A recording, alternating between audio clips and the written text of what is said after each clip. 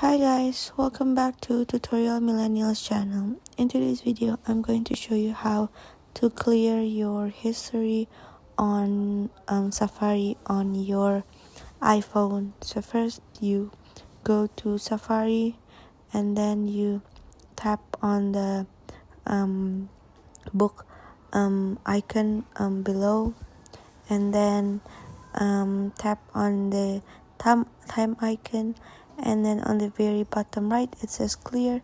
Tap on so you can either clear the last hour or today and yesterday, or all time. So for example, all time, and then that's it. Your history is now cleared. So that's it for today.